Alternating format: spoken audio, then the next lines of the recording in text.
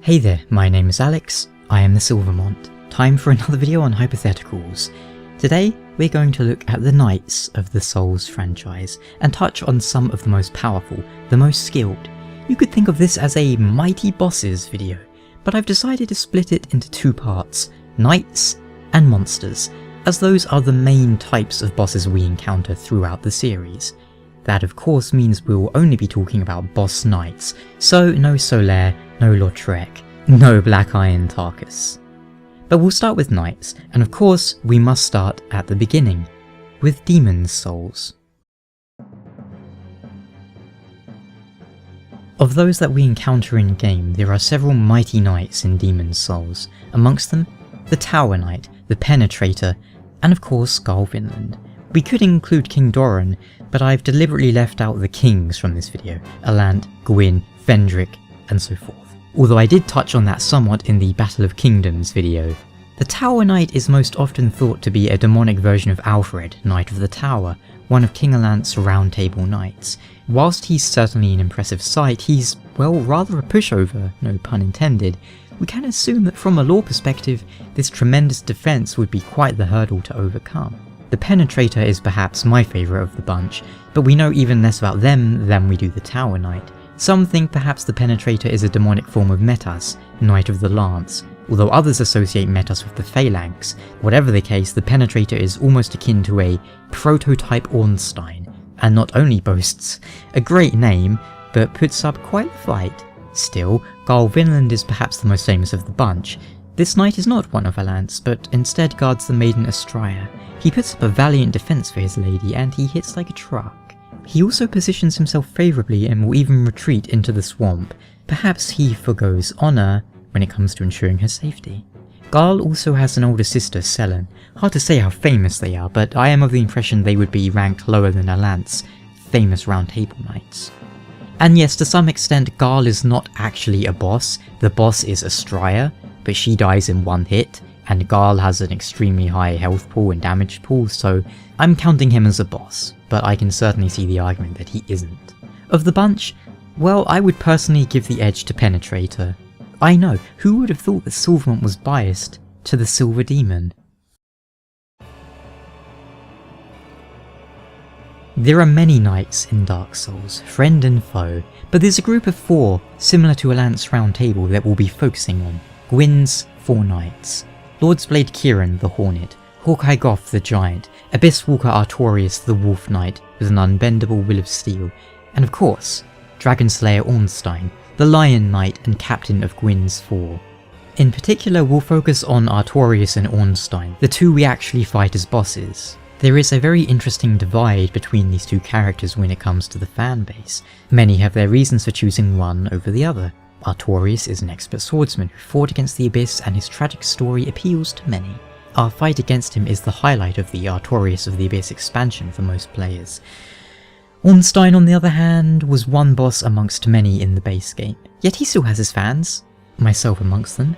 Not many people in the Dark Souls universe can boast they have a trophy room full of dragon heads. Ornstein might just be one of those who can. And Ornstein has his own mysteries. The night we fought in Anolondo, was that an illusion? What about the old Dragon Slayer in Dark Souls 2? Then he also has some connection with the Nameless King, be it friend, student, and so forth. Both were expert dragon hunters, and our last clue of Ornstein's whereabouts would be his armour and weapon, located deep inside Archdragon Peak. But the question remains, Ornstein or Artorias? We have very little to suggest who might be the stronger, but we can compare their feats.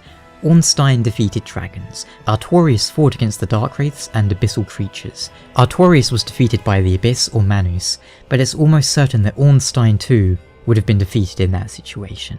Artorias in his prime rocks an impressive sword and great shield, yet Ornstein's cross spear is nothing to be laughed at.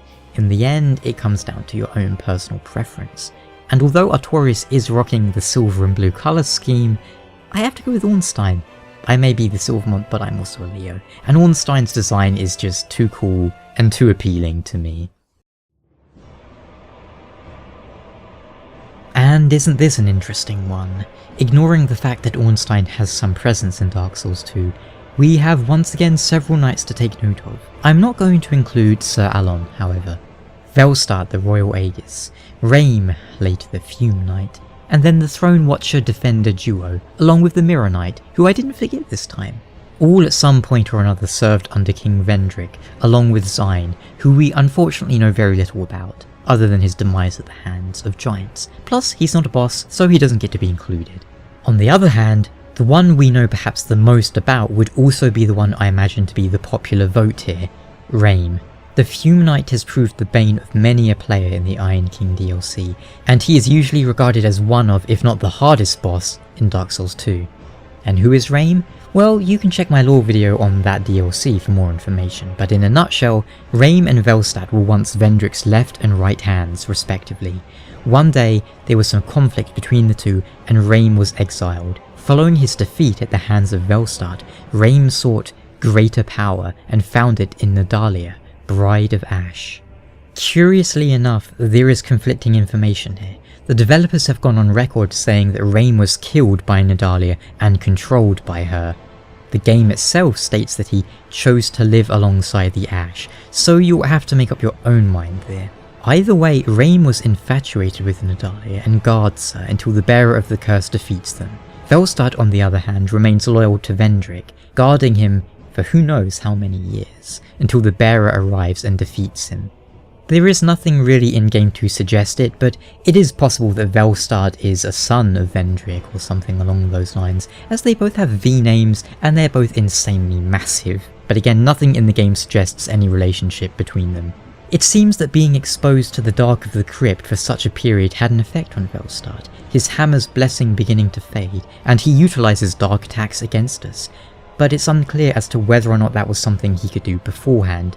Again, purely from a hypothetical standpoint, if Velstad were Vendrick's son, it would mean perhaps Nishandra is the mother, and Velstad can also be summoned by another of the Daughters of Manus, so there is something strange going on there, but I'm not really sure what. What we do know is that Velstad once defeated Rame, and his loyalty to Vendrick is certainly commendable. The Throne Watcher and Defender were initially designed to be a trio along with Velstad, but later separated. We don't know too much about those two, other than they guard the throne. The Mirror Knight, or Looking Glass Knight on the other hand, serves a role almost similar to the Iron Golem of Sen's Fortress. Those who wish to serve the king must best the Mirror Knight, so I think it would make a large amount of sense if he were a golem that can be revived at will.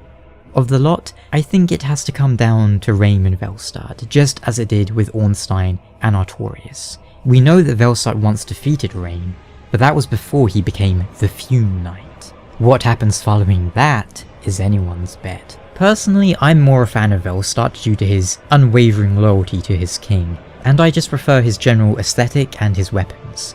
But loyalty, well, that's a trend that will continue.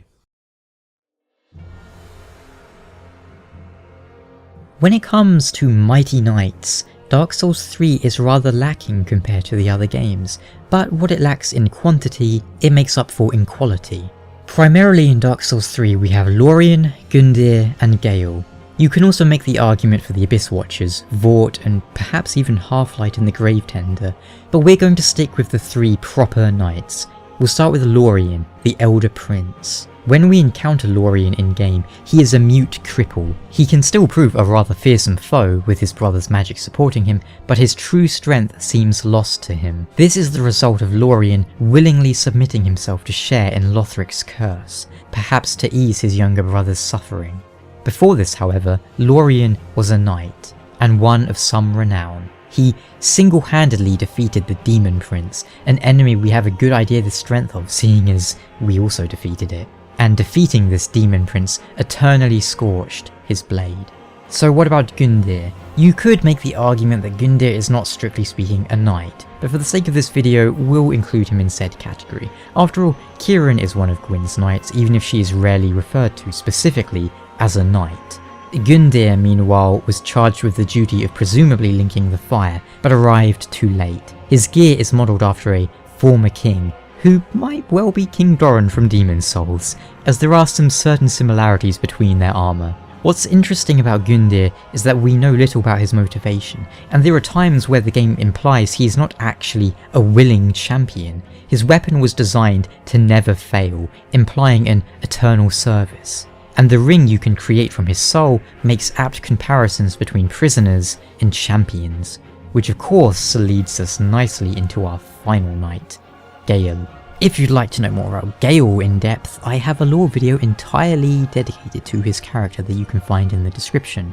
In a nutshell, however, Gale is a slave knight, a term that will never not be interesting to me, who was on an endless journey to gather the dark soul for his lady, the painter girl. In many ways he runs parallel to the player character throughout the series.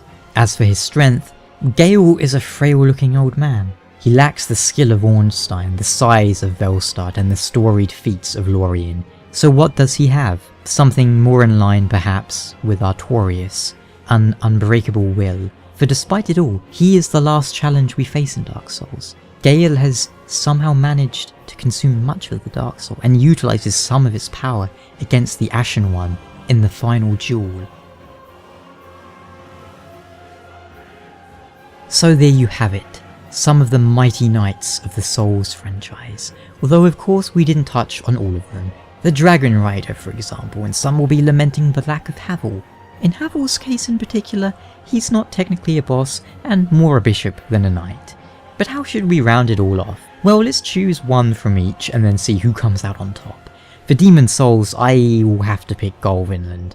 For Dark Souls, Artorias. Although I prefer Ornstein, I think Artorias has more of a legacy given how Rame, Abyss Watchers and Gale all channel him to some extent. For Dark Souls 2 I'm taking Velstad, mostly because he wasn't a little bitch like Rame, and for Dark Souls 3 I think it has to be Gale. But who is the strongest of them all? Logically speaking, Gale shouldn't stand a chance. He's a weakly old man that any of the others would surely be able to eradicate in a moment, to simply pancake. But then again, look at the player character, a sick hollow who nonetheless manages to defeat everything they come across. I think due to that, I would have to give the win to Gale. It also helps that once he begins to channel the Dark Soul, he does become quite the fearsome opponent. But how about if we removed Gale from the mix, as he is somewhat the odd one out in many ways and perhaps not too fair to include.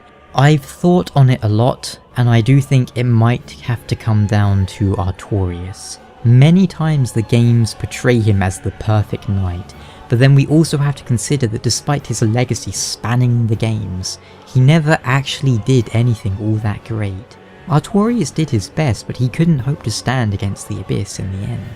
Even Ornstein is a mystery to us, as we could assume he fulfilled his duty in guarding the cathedral until the end, until we learned that it was possible that was merely an illusion. The Squid Knight and Velstad, however, those two, well, Velstad in particular, we can say that they fulfilled their duty without question until the end. Velstad was the shield of the king, and there is only one way to Vendrick, through Velstad. Garl stayed loyal to his lady, and although he isn't strictly speaking a boss, in that he isn't the name on the health bar, I think we can bend the rules enough to let him in. So who is the mightiest? Gale or Artorias? But who was the best knight? It has to be Velstad for me. But what do you think? Do let me know in the comments below, and I hope you enjoyed this video. And if you'd like to support my channel, check the links in the description. If you want to discuss Dark Souls, Demon Souls, Bloodborne or anything else with like-minded individuals, I now have a Discord channel set up on Patreon, which gets you access. Until next time though, you take care.